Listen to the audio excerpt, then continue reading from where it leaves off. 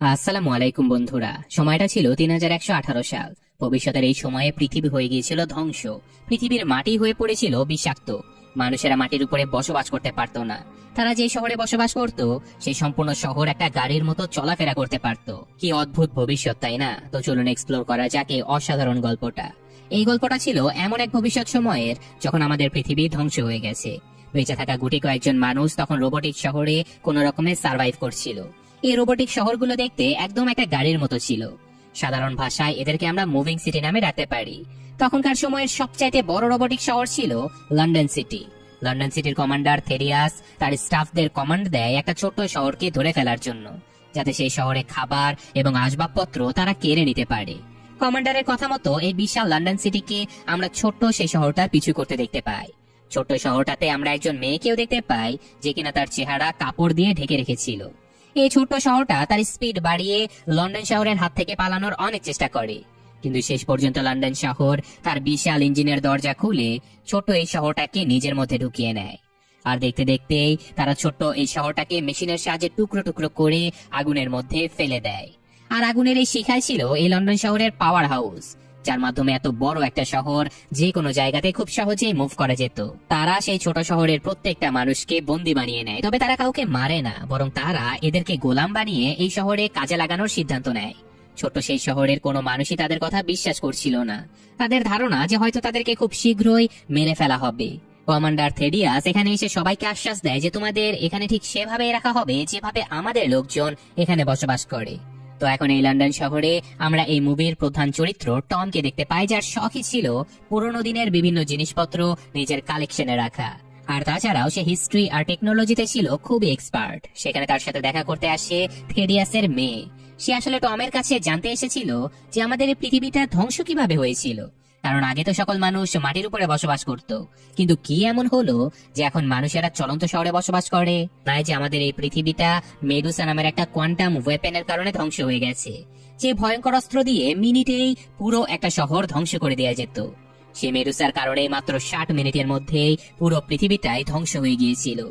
যে গুটি কয়েকজন মানুষ বেঁচে গিয়েছিল তারা পুরোনো দিনের রীতিনীতি বাদ দিয়ে বড় বড় ইঞ্জিন বানিয়ে নিয়েছিল এবং তার উপরে বসবাস করতে শুরু করেছিল, ঠিক যেমনটা এখন আমাদের এই লন্ডন শহর। কিন্তু এখনো এমন কিছু মানুষ এই পৃথিবীতে রয়েছে যারা পুরোনো দিনের মানুষদের মতোই মাটিতে বসবাস করে। টম সেখানে কিছু পুরোনো দিনের জিনিসপত্র তাকে দেখাচ্ছিল, যেগুলো ওই ছোট্ট শহর থেকে সে কালেক্ট করেছে। টম সেগুলো দেখা অবস্থাতে থেরিয়াস সেখানে চলে আসে, আর সে টমের এইসব কাজে আগ্রহ দেখে খুবই খুশি হয়। সে টমকে জিজ্ঞাসা করে, তুমি তো একজন পাইলট হতে চেয়েছিলে, এমনকি পাইলট হবার ট্রেনিংও নিয়েছিলে, কিন্তু সেই কাজ বাদ দিয়ে তুমি পুরনো জিনিসপত্র নিয়ে রিসার্চ কেন করছো? টম জানায় যে শুধুমাত্র পরিস্থিতির শিকার হয়ে সে নিজের স্বপ্নকে বাদ দিয়ে এখন এইসব কাজে জড়িয়েছে। তবে এখন এইসব কাজ করতে নাকি তার খুব ভালোই লাগে।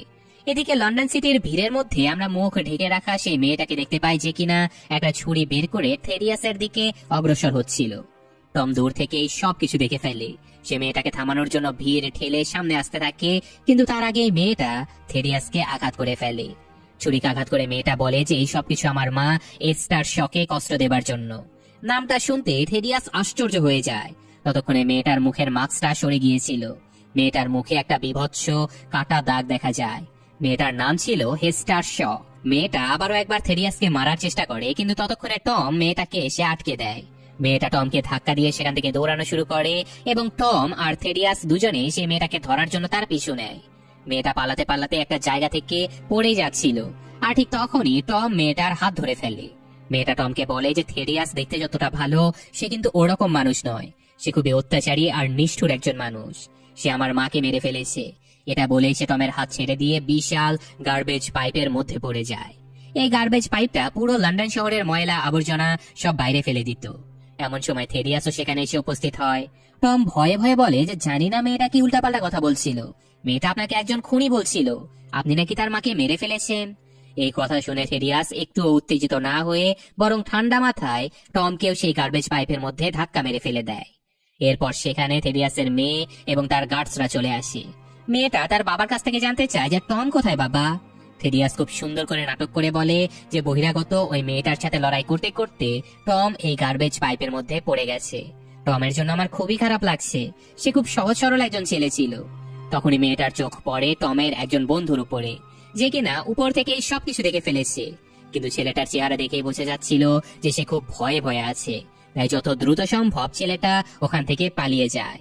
থেডিয়াসের মেয়ে বুঝতে পারে যে ছেলেটা নিশ্চয়ই কিছু জানে। তো পরের সিনে থেডিয়াস টম আর সেই মেয়েটাকে খুঁজে বের করার জন্য একটা উড়োজাহাজ পাঠিয়ে দেয়। আর পুরো এলাকা তন্ন তন্ন করে খুঁজেও তারা টম আর সেই মেয়েটাকে কোথাও খুঁজে পায় না। আসলে টম আর সেই মেয়েটা পাহাড়ের একটা গুহার মধ্যে লুকিয়েছিল। হেস্টার তার চাকুটা বের করে টমকে ভয় দেখায় আর বলে যে যদি তুমি আমাকে তখন না আটকাতে তাহলে আমি এতক্ষণে থেডিয়াসকে মেরে ফেলতে পারতাম। এটা বলে হেস্টার সেখান থেকে চলে যাচ্ছিল। তখনই টম তাকে থামতে বলে আর বলে, প্লিজ আমাকে একা ফেলে যেও না। আমি আমার পুরো লাইফ লন্ডন সিটিতে কাটিয়েছি। আমি সেখানে আবারও ফিরে যেতে চাই। আমি তোমার কোনো ক্ষতি করব না। আমাকে সেখানে ফিরে যেতে প্লিজ একটু হেল্প করো। তাছাড়াও থেডিয়াসের ওই গোপন চরিত্রের রহস্য আমি ফাঁস করে দিতে চাই। আমি সবাইকে জানাতে চাই যে সে আসলে মানুষটা কেমন। যা শুনে হেস্টার টমকে সাহায্য করতে রাজি হয়ে যায়। এদিকে থেডিয়াস তার এক সিক্রেট এনার্জি প্রজেক্টে কাজ করছিল। তার এই এনার্জি প্রজেক্টের এনার্জি সোর্সের জন্য সে পুরনো ফিউশন সেলস গুলো ব্যবহার করত। এই সিক্রেট প্রজেক্টটা লন্ডন শহরের সকল মানুষদের থেকে লুকিয়ে রাখা হয়েছে। এমনকি থেডিয়াসের সিনিয়র অফিসারেরাও এই বিষয়ে কিছুই জানতো না। এখানকার সিকিউরিটিও ছিল খুবই হাইটেক। এখানে সাধারণ কোনো মানুষ প্রবেশ করতে পারতো না। সবার কাছে এই জায়গাটা একটা রেস্ট্রিক্টেড এরিয়া নামে পরিচিত ছিল। কিন্তু থেডিয়াসের শুধু একটাই ভয় ছিল, তা হলো হেস্টার কোনোভাবে তার এই সিক্রেট প্রজেক্টের কথা জেনে না যায়। এই সিক্রেট প্রজেক্টে কাজ করা একজন ডক্টর থেডিয়াসকে পরামর্শ দেয় সমুদ্রে আটকে রাখা একজন কয়েদির সাথে দেখা করার জন্য। আসলে সেই কয়েদি কোনো সাধারণ মানুষ নয়, সে ছিল একটা ভয়ঙ্কর দানব। দানবটা সারাক্ষণ হেস্টার শহরের নাম নিত, কারণ দানবটা হেস্টারকে মারতে চায়। তো ডক্টরের কথা মতো সাথে সাথে থেডিয়াস সেই দানবটার সাথে দেখা করতে চলে যায়, যার চোখ দুটো ছিল সবুজ রঙের। শুধুমাত্র চোখ দুটো দেখেই বোঝা যায় যে দানবটা কতটা ভয়াবহ ছিল। থেডিয়াস আরো একবার শিওর হবার জন্য সেই দানবটাকে জিজ্ঞাসা করে যে হেস্টারকে সামনে পেলে তুমি কি করবে। দানবটা বলে যে মেরে ফেলবো। এরপর থেডিয়াস সমুদ্রের মধ্যে থাকা সেই বিশাল জেলটাকে ব্লাস্ট করে দেয়, যার কারণে দানবটা সেখান থেকে মুক্ত হয়ে যায়। আর তারপর দানবটা হেস্টারকে মারার জন্য তাকে খুঁজতে বেরিয়ে পড়ে। অন্যদিকে হেস্টার তো তখনও লুকিয়ে লুকিয়ে বেড়াচ্ছিল। হেস্টার টমকে আগের জামানার মানুষদের তৈরি করা অনেক পুরাতন একটা রুটি খেতে দেয়, কারণ এই মুহূর্তে খাওয়ার জন্য তাদের কাছে অন্য কোনো খাবার ছিল না। খাবার খেয়ে দুজন সেখানে ঘুমিয়ে পড়ে। ঘুমের মধ্যে হেস্টার সেখানে বড় কোনো একটা ইঞ্জিনের শব্দ শুনতে পায়। হেস্টার ঘুম থেকে উঠে দেখতে পায় যে টম চিৎকার করে সেই ইঞ্জিনের শহরের কাছে হেল্প চাচ্ছিল। টম তো আর জানতো না যে ওই ইঞ্জিনগুলো রাতের বেলায় মাটিতে থাকা মানুষদেরকে শিকার করত। যেহেতু টম অলরেডি সিগন্যাল দিয়ে ফেলেছিল, তাই ওদের পালানোর আর কোনো জায়গা ছিল না। ইঞ্জিনটা ঠিকই তাদের উপরে হামলা করে দেয়, কিন্তু সৌভাগ্যবশত তখনই অন্য একটা শহর ওদেরকে বাঁচিয়ে নেয়। আর এই শহরটা দেখতে অবিকল সেন্টিপিড বা গুছি পোকার মতো ছিল। খুব সহজেই এই শহরকে মাটির নিচে লুকিয়ে রাখা যায়। দেখা যায় যে এই পোকার মতো শহরের বসবাস করা মানুষেরা ওদের দুজনকে অনেক আদর আপ্যায়ন করতে থাকে। এদিকে লন্ডন শহরে থেডিয়াসের মেয়ের মনে হতে থাকে যে তার বাবার জীবন হয়তো খুব বিপদের মধ্যে রয়েছে। তাই সে টমের বন্ধুর কাছে দেখা করে সাহায্যের জন্য। সে কিন্তু টমের সেই বন্ধু ছিল যে টম এবং হেস্টারকে গার্বেজ পাইপের মধ্যে পড়ে যেতে দেখেছিল। থেডিয়াসের মেয়ে তাকে জোর করে আর বলে যে তুমি অবশ্যই কিছু না কিছু জানো, প্লিজ আমাকে সাহায্য করো। ছেলেটা বলে যে এসব কিছু জেনে তুমি কি করবে। মেয়েটা জানায় যে আমার বাবার খুব বিপদ, তার জীবন সংকটে রয়েছে। টমের বন্ধু বলে যে তোমার বাবার নয়, যদি কারো জীবন সংকটে থেকে থাকে তাহলে তোমার বাবা বাদে আমাদের সকলের জীবন সংকটে রয়েছে, কারণ তোমার বাবাই টমকে ধাক্কা মেরে গার্বেজ পাইপের মধ্যে ফেলে দিয়েছিল। টমের বন্ধু থেডিয়াসের সেই সিক্রেট ওয়েপন্সটার কথাও বলে দেয়, যে অস্ত্র দিয়ে সে সেই সব মানুষদের উপরে অ্যাটাক করবে যারা ইঞ্জিনের শহরে থাকে না। সেই মানুষগুলো থাকে পৃথিবীর জমিনে। সেই মানুষগুলো তাদের সেফটির জন্য একটা বিশাল দেয়াল নির্মাণ করেছে। তোমার বাবা চাচ্ছে সেই দেয়ালটা তার অস্ত্র দিয়ে উড়িয়ে দেবার জন্য। আসলে তোমার বাবা মনে করে যে ওই শহরে অনেক খাবার, প্রয়োজনীয় যন্ত্রপাতি, এমনকি অনেক ফুয়েল রয়েছে। যা শুনে থেডিয়াসের মেয়ে খুবই হতাশ হয়ে যায়। এরপর আমরা আবারও হেস্টার এবং টমকে দেখতে পাই। তারা লুকিয়ে লুকিয়ে দেখতে পায় যে ওই লোকগুলো তাদেরকে সঠিক রাস্তায় নিয়ে যাচ্ছে না। তবে পালিয়ে যাওয়ার জন্য তারা এই ঘরের মধ্যে একটা সিক্রেট রাস্তা খুঁজে পায়। কিন্তু সেই রাস্তা দিয়ে ঝাঁপিয়ে পড়ার মতো অবস্থা হেস্টারের ছিল না, কারণ তার পায়ে একটা জখম হয়ে গিয়েছিল। হেস্টার নিজের জীবন স্যাক্রিফাইস করে টমকে এই রাস্তা দিয়ে চলে যেতে বলে। কিন্তু এই অল্প কিছু সময়ের মধ্যেই টম হেস্টারকে পছন্দ করতে শুরু করেছিল। তাই সে কোনোভাবেই হেস্টারকে ছাড়া ওখান থেকে একা যেতেই যাচ্ছে না। তো শেষ পর্যন্ত দেখা যায় যে তারা দুজনের কেউই আর এই শহর থেকে পালায় না। ইঞ্জিনটা তাদেরকে এমন একটা জায়গাতে নিয়ে আসে যেখানে জীবিত মানুষদেরকে বলি দেয়া হতো। মানে এই ইঞ্জিনের শহরের মানুষেরা মানুষ খুঁজে খুঁজে বের করে তাদেরকে এনে এই শহরে বিক্রি করে দিত। হেস্টারকে তারা বিক্রি করে দিতে যাচ্ছিল, কিন্তু ঠিক তখনই সেখানে একজন নতুন চরিত্রের উদয় হয়। যে ছিল লন্ডন শহরের মোস্ট ওয়ান্টেড ক্রিমিনাল। মেয়েটার নাম হচ্ছে অ্যানা। বেসিক্যালি অ্যানা সবসময় থেরিয়াস আর লন্ডন সিটির বিপক্ষে কাজ করে চলেছে, এই জন্য সে লন্ডন সিটির জন্য মোস্ট ওয়ান্টেড লেডি। অ্যানা এসে সেখানে থাকা সকল মানুষদের উপরে এলো পাথারি ভাবে গুলি করতে থাকে। সব মানুষদেরকে মেরে সে হেস্টার এবং টমের জীবন বাঁচিয়ে নেয়। ঠিক তখনই সেখানে সেই সবুজ চোখের ভয়ঙ্কর দানবটা উপস্থিত হয়। কিন্তু হেস্টারের হাবভাব দেখে বোঝা যায় যে সে খুব ভালোভাবে এই দানবটাকে চিনত, কিন্তু এখন পর্যন্ত সে এটা রিভিল কেন করেনি তা গল্পে আমরা ধীরে ধীরে জানতে পারবো। অ্যানা এবার এই দানবটার থেকেও ওদেরকে বাঁচিয়ে নেয়। এরপর সে নিজের উড়োজাহাজে করে ওদের দুজনকে নিয়ে সেখান থেকে চলে যায়। যাওয়ার পথে অ্যানা হেস্টারকে জিজ্ঞাসা করে, তুমি কিভাবে ওই দানবকে চেনো, কেনই বা সে তোমাকে মারতে চাচ্ছে? হেস্টার তখন নিজের পাস্ট সম্পর্কে জানায়। দানবটার নাম হচ্ছে স্রাইফ। সে অনেক ছোট থাকতে হেস্টারকে লালন পালন করেছে এবং এত বড় করেছে। ছোটবেলায় যখন থেরিয়াস তার মাকে মেরে ফেলেছিল তখন তাকে সাপোর্ট দেবার মতো দুনিয়াতে কেউ ছিল না। সেই সময় স্রাইফ হেস্টারকে খুঁজে পেয়েছিল, আর তাছাড়াও হেস্টারের মুখের সেই ভয়ঙ্কর কাটা দাগটা থেরিয়াসই করে দিয়েছিল। মাকে বাঁচাতে গিয়ে হিংস্র থেরিয়াসের ধারালো ছুরিটা দিয়ে হেস্টারের মুখের একটা অংশ কেটে গিয়েছিল। মাকে হারিয়ে সারাক্ষণ হেস্টার উদাস হয়ে থাকতো, যা দেখে স্রাইফ বলেছিল, আমি তোমাকে আমার মতো বানিয়ে দেব, যেন তুমি কখনো কষ্ট না পাও, কখনো তোমার জীবনে কোনো দুঃস্বপ্ন না আসে। সে হেস্টারকে দিয়ে প্রমিস করিয়েছিল যে বড় হলে একসময় অবশ্যই সে স্রাইফের মতো হয়ে যাবে, যেন সারা জীবনের মতো স্রাইফের মতো সে জীবিত থাকতে পারে। আসলে স্রাইফ কোনো দানব ছিল না, সে একটা পুরনো মডেলের অসম্ভব শক্তিশালী রোবট ছিল। হেস্টার সেদিন স্রাইফকে প্রমিস তো করেছিল, কিন্তু হেস্টার বড় হবার পরে রোবট হবার আগেই সে জানতে পেরেছিল যে থেরিয়াস ভ্যালেন্টাইন এখনো জীবিত রয়েছে, আর তাছাড়াও থেরিয়াসের লোকেশনও সে জানতে পেরেছিল। তাই নিজের মায়ের হত্যার প্রতিশোধ নেবার জন্য সেদিন সে স্রাইফের কাছ থেকে লুকিয়ে পালিয়ে চলে এসেছিল, আর এই কারণে সে নিজের প্রমিস রক্ষা করতে পারেনি, আর তাই স্রাইফ রেগে মেগে এখন তাকে মারতে চাচ্ছিল। হেস্টার এবার অ্যানাকে জিজ্ঞাসা করে যে সে কেন তাদেরকে বাঁচালো, তার উদ্দেশ্য কি। অ্যানা জানায় যে হেস্টারের মা আর সে খুবই ভালো বন্ধু ছিল। হেস্টারের মা মারা যাবার পরে সে এখন পর্যন্ত হেস্টারকে খুঁজে বেড়াচ্ছিল। শেষ পর্যন্ত এতগুলো বছর পরে হেস্টারের সাথে তার দেখা হয়েছে। হেস্টারের মায়ের অনুপস্থিতিতে হেস্টারকে সুরক্ষা দেয়া এনা নিজের দায়িত্ব মনে করে। অন্যদিকে সিন আবারও শিফট হয় লন্ডন সিটিতে। শহরটা তার ডিসাইড করা লোকেশনের দিকে না গিয়ে অন্য একটা ডিরেকশনে যাচ্ছিল, যেটা লন্ডনের সিনিয়র অফিসারেরা জেনে গিয়েছিল। তাই সাথে সাথে সেই সিনিয়র অফিসার থেরিয়াসের সাথে দেখা করতে চলে আসে। সিনিয়র অফিসার রেগে গিয়ে থেরিয়াসকে বলে যে আমার অনুমতি ছাড়া তুমি কিভাবে ডিরেকশন চেঞ্জ করলে। সিনিয়র অফিসার এতদিন বুঝতেই পারেনি যে থেরিয়াস তার চোখের আড়ালে এখানে এত বড় একটা সিক্রেট প্রজেক্ট চালাচ্ছে।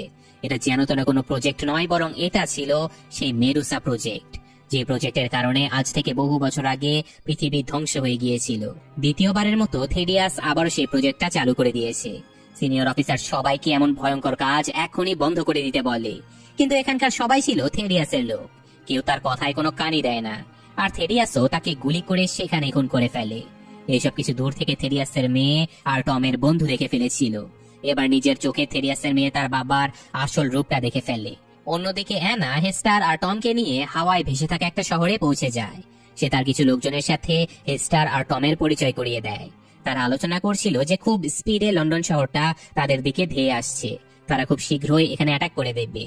অ্যানা বলে যে থেরিয়াসের কাছে এখন মেরুসা সিস্টেম রয়েছে, তাকে থামানোর এখন একটাই পথ খোলা আছে, আর তা হলো ওই সিস্টেমটাকে ক্র্যাশ করে দেয়া। কিন্তু সেই সিস্টেমটাকে কিভাবে ক্র্যাশ করা হবে তার উপায় এখনো কারো জানাই নেই। হেস্টার শ তখন নিজের কিছু অতীত মনে করে তাদেরকে জানায় যে তার মা আর থেরিয়াস খুবই ভালো বন্ধু ছিল, তারা দুজনেই খুব ভালো প্রফেশনাল সায়েন্টিস্ট ছিল। হেস্টারের মা মেরুসা প্রজেক্ট কন্ট্রোল করার একটা মেশিন আবিষ্কার করে ফেলেছিল, যেটা দেখে থেরিয়াসের খুবই লোভ হয়। তাই ওই মেশিনটা নিজের কবজায় নেবার জন্য হেস্টারের মাকে মেরে ফেলে থেরিয়াস, আর এরপর সে মেরুসাকে কন্ট্রোল করার সেই যন্ত্রটা পেয়ে যায়। আর এখন একমাত্র মেরুসাকে ক্র্যাশ করার জন্য তাদের প্রয়োজন হবে সেই ক্র্যাশ ড্রাইভ, যে ক্র্যাশ ড্রাইভটা তৈরি করেছিল হেস্টারের মা। তাই সবাই জিজ্ঞাসা করে যে কিন্তু তোমার মা সেই ক্র্যাশ ড্রাইভটা কোথায় রেখেছে, সেটা তো কেউ জানে না, এমনকি সেটা থেরিয়াসের কাছেও নেই। এসব আলোচনার মধ্যেই তখনই সেখানে উপস্থিত হয় স্রাইফ। সে এই উড়ন্ত শহরটাকে নিজের পাওয়ার দিয়ে ভেঙে চুড়ে তছনছ করে ফেলে। সেখানে থাকা অনেক লোক স্রাইফকে মারার চেষ্টা করে, কিন্তু স্রাইফের কিছুই হয় না। স্রাইফ এক সময় টমকে ধরে ফেলে। সে টমকে মেরেই ফেলতে যাচ্ছিল, কিন্তু তখনই হেস্টার তার পায়ের কাছে গিয়ে বলে যে প্লিজ ওকে মেরো না, আমি ওকে অনেক ভালোবাসি। স্রাইফ হেস্টারের চোখে পানি দেখে টমকে ছেড়ে দেয়। আসলে স্রাইফ কখনোই চাইতো না যে তার কোনো কারণে হেস্টারের চোখে কখনো পানি আসুক। এরপর দেখা যায় যে এত ভয়ঙ্কর একটা দানব রোবট হেস্টার বা অন্য কাউকে আর কিছুই বলে না, সে নিজেই ধীরে ধীরে ড্যামেজ হয়ে যায়। তো পুরোপুরি ধ্বংস হবার আগে সে হেস্টারকে একটা লকেট দেয় আর বলে যে আমি তোমাকে পেয়েছিলাম তখন এই লকেটটা তোমার সাথেই ছিল। এতদিন পর্যন্ত এই লকেটটাকে আমি যত্ন করে রেখেছিলাম। আমি কখনো তোমাকে মারতে চাইনি, বরং তোমার প্রমিস মনে করিয়ে দেবার জন্য এসেছিলাম। তো যাই হোক, এই জায়গাটা এখন ধ্বংস হয়ে যাবে, দ্রুত এই জায়গাটা ত্যাগ করো। তো কথা মতো হেস্টার তাকে সেখানে রেখে এখান থেকে চলে যায়। উড়ন্ত শহরটা ধ্বংস হবার আগে সবাই সেখান থেকে উড়োজাহাজে উঠে পড়ে। সবাই দেখতে পায় যে স্রাইফ ধীরে ধীরে চিরজীবনের মতো ড্যামেজ হয়ে যাচ্ছে। তারপর সবাই মিলে শ্যাঙ্গু সিটিতে পৌঁছে যায়, যেখানকার মানুষেরা পুরোনো দিনের মানুষদের মতো করে জীবনযাপন করত। অন্যদিকে থেরিয়াস লন্ডন শহরে অ্যানাউন্স করে দেয় যে তারা শ্যাঙ্গু শহরটা ধ্বংস করে দেবে। আসলে শ্যাঙ্গু শহরের সুরক্ষা দেয়াল এতটাই মজবুত ছিল যে এখন পর্যন্ত কেউ সেটা ধ্বংস করতে পারেনি। তখনই থেরিয়াস ফুল কনফিডেন্স নিয়ে সবাইকে জানায় যে এখন তাদের কাছে সেই অস্ত্রটা রয়েছে যা দিয়ে যে কোনো যুদ্ধ জিতে যাওয়া সম্ভব। শ্যাঙ্গুর সুরক্ষা দেয়াল ভেঙে আমরা শ্যাঙ্গু শহরটা দখল করে নেব। সেখান থেকে আমরা প্রচুর খাবার, জ্বালানি তেল আর থাকার মতো প্রচুর জায়গা জোগাড় করতে পারবো, যা শুনে লন্ডন সিটির প্রত্যেকটা মানুষ খুশিতে আনন্দ করতে থাকে।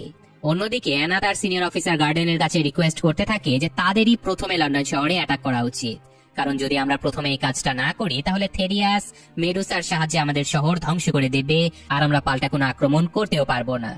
গভর্নর এই প্রস্তাবে পারমিশন দিয়ে দেয়। তাদের সকল ফোর্স আর আর্মি অ্যাটাক করার জন্য তৈরি হয়ে যায়। এদিকে হেস্টার তার লকেটটা খুঁটিয়ে খুঁটিয়ে দেখছিল, আর হঠাৎ করে সে লকেটটা খুলে ফেলে আর দেখা যায় যে এর মধ্যে মেডুসা ক্র্যাশ করার সেই ড্রাইভটা রয়েছে। সে দ্রুত এটা টমকে জানিয়ে দেয়। আর এদিকে ততক্ষণে থেরিয়াস শ্যাঙ্গু শহরের একেবারে কাছে চলে এসেছিল। সে মেডুসা সিস্টেমটাকে অন করে দিয়েছিল আর কয়েক সেকেন্ডের মধ্যে মেডুসা শ্যাঙ্গু শহরের সুরক্ষা দেয়ালে অ্যাটাক করে দেয়। এটা এতটাই শক্তিশালী অ্যাটাক ছিল যে এক ধাক্কায় সুরক্ষা দেয়াল ড্যামেজ হয়ে যায়। দেয়ালের উপরে যতগুলো প্লেন এতক্ষণ উঠছিল, দেয়ালের সাথে যেগুলো অস্ত্র ছিল সব এক মুহূর্তে ডিস্ট্রয় হয়ে যায়। সেই সময় হেস্টার আর টম সেই ক্র্যাশ ড্রাইভটার কথা এনাকেও জানিয়ে দিয়েছিল। তারাও লন্ডন সিটির উপরে অ্যাটাক করার জন্য বেরিয়ে পড়ে। তো যাওয়ার সময় রাস্তায় শ্যাঙ্গু সিটির অনেক সৈনিক মারাও যায়, কিন্তু শেষ পর্যন্ত কয়েকজন ঠিকই লন্ডন সিটিতে গিয়ে ল্যান্ড করে। সেখানে অ্যানা আর থেরিয়াসের মধ্যে মারামারি লেগে যায়। সে ফাঁকে হেস্টার লন্ডন সিটির রেস্ট্রিক্টেড এরিয়াতে ঢুকে পড়ে। সেখানে থেরিয়াস মেডুসাকে দ্বিতীয়বারের মতো রিচার্জ করছিল, কারণ মেডুসাকে দিয়ে কিছুক্ষণের মধ্যেই দ্বিতীয়বারের মতো শ্যাঙ্গু সিটিতে হামলা করা হবে। হেস্টার খুব দ্রুত তার মায়ের দেয়া লকেট মানে সেই ক্র্যাশ ড্রাইভটা মেডুসার সিস্টেমে ফিক্স করে দেয়, আর কয়েক সেকেন্ডের মধ্যে মেডুসা শাটডাউন হয়ে যায়। অন্যদিকে থেরিয়াসের সাথে লড়াই করতে করতে অ্যানা অনেক ঘায়েল হয়ে গিয়েছিল। সে হেস্টারকে এখান থেকে দ্রুত পালিয়ে যেতে বলে। সাথে সাথে অ্যানার সেখানে মৃত্যু হয়ে যায়। থেরিয়াস ফিরে আসার সময় তার সাথে তার মেয়ের দেখা হয়। সে তার মেয়েকে বলে যে চলো আমরা এখান থেকে পালিয়ে যাই, কিন্তু তার মেয়ে নিজের বাবার সত্যিটা জেনে গিয়েছিল। তাই সে বলে যে আমি কোনো খুনির সাথে কোথাও যাব না। যে কথাটা শুনে থেরিয়াস একাই চলে যাচ্ছিল। ঠিক তখনই হেস্টার তার পথ আটকে দাঁড়ায়। হেস্টার নিজের মায়ের মৃত্যুর বদলা নিতে যাচ্ছিল, কিন্তু থেরিয়াস সেখানে একটা গোপন সত্য জানিয়ে দেয়। সে জানায় যে হেস্টার নাকি তারই মেয়ে। এই কথাটা শুনে হেস্টার তো পুরো শক হয়ে যায়। এদিকে থেরিয়াসের মেয়ে লন্ডন সিটির কন্ট্রোল রুমে চলে যায়, কারণ এই ইঞ্জিনটা খুব স্পিডে শ্যাঙ্গু সিটির দিকে যাচ্ছিল। সেখানে বহু জীবিত মানুষ রয়েছে। লন্ডন সিটি এতটাই বিশাল ছিল যে নিমিষে শ্যাঙ্গু সিটির সেই মানুষগুলো এই ইঞ্জিনের নিচে পিষে যেতে পারত। থেরিয়াসের মেয়ে ইঞ্জিনটাকে থামাতে চাচ্ছিল, কিন্তু কন্ট্রোল সিস্টেম অলরেডি ড্যামেজ হয়ে গিয়েছে, যার কারণে লন্ডন শহর এখন অটোমেটিক মোশনে এগিয়ে চলছে। তাই সাথে সাথে থেরিয়াসের মেয়ে টমের সাহায্য চাইতে থাকে, আর তাই টম উড়োজাহাজে বসে লন্ডন সিটির পাওয়ার সোর্সটা ডিস্ট্রয় করে দেয়। টম দেখতে পায় যে থেরিয়াস আর হেস্টারের মধ্যে তখনও মারামারি চলছে। তাই টম তাদের কাছে গিয়ে হেস্টারকে নিয়ে উড়োজাহাজে উঠে পড়ে। এটা দেখে থেরিয়াসও হেস্টারকে ধরে উড়োজাহাজে উঠতে চেয়েছিল, কিন্তু দুর্ভাগ্যবশত সে নিচে পড়ে যায়। থেরিয়াস লক্ষ্য করে যে ধ্বংস হয়ে যাওয়া লন্ডন সিটি তার দিকে এগিয়ে আসছে। এটা এমন একটা মুহূর্ত ছিল যে সে ওখান থেকে নড়তেই পারছিল না। নিজের চোখ বন্ধ করতে বিশাল সে লন্ডন সিটি তার উপর দিয়ে চলে যায়। সেই সাথে থেরিয়াসের মৃত্যু হয়ে যায়, আর লন্ডন সিটিও চিরদিনের মতো সেখানে থেমে যায়। মানে এই শহর আর কখনোই সামনের দিকে মুভ করবে না। লন্ডন সিটিতে বেঁচে যাওয়া মানুষেরা শ্যাঙ্গু সিটিতে গিয়ে সেখানে থাকার জন্য তাদেরকে রিকোয়েস্ট করতে থাকে। শ্যাঙ্গু সিটির গভর্নর তাদেরকে খুব সুন্দরভাবে ওয়েলকামও করে নেয়। তো অন্যদিকে হেস্টার আর টম ফাইনালি দুজন দুজনকে জড়িয়ে ধরে, আর তারপর উড়োজাহাজে চড়ে তার একটা লম্বা সফরের জন্য বেরিয়ে পড়ে। আর মুভির গল্পটা এখানেই শেষ হয়ে যায়। তো কেমন লাগলো গল্পটা কমেন্টে অবশ্যই জানাবেন। মুভিটা মূলত আমাদেরকে দেখায় যে মানুষ আসলে প্রকৃতিগত ভাবেই হিংসা পরায়ণ, এরা যুদ্ধবাজ। আর মানুষেরা দেখছেন কিভাবে পৃথিবী নিজের হাতে ধ্বংস করার পরেও পুনরায় ধ্বংস করার জন্য উঠে পড়ে লেগেছে। এটা একটা সিনেমা হিসেবে ভিজুয়ালাইজেশন করা হলেও বাস্তবে যদি কখনো এমন হয়, তাহলে দেখবেন যে গুটি কয়েক যে কয়জন লোক বেঁচে থাকবে তারা আবারও পৃথিবীটাকে ধ্বংস করার জন্যই লেগে পড়বে। তো যাই হোক, গল্প সম্পর্কে মন্তব্য অবশ্যই কমেন্টে জানাবেন। আমি আজকের মতো বিদায় নিচ্ছি, আল্লাহ হাফেজ।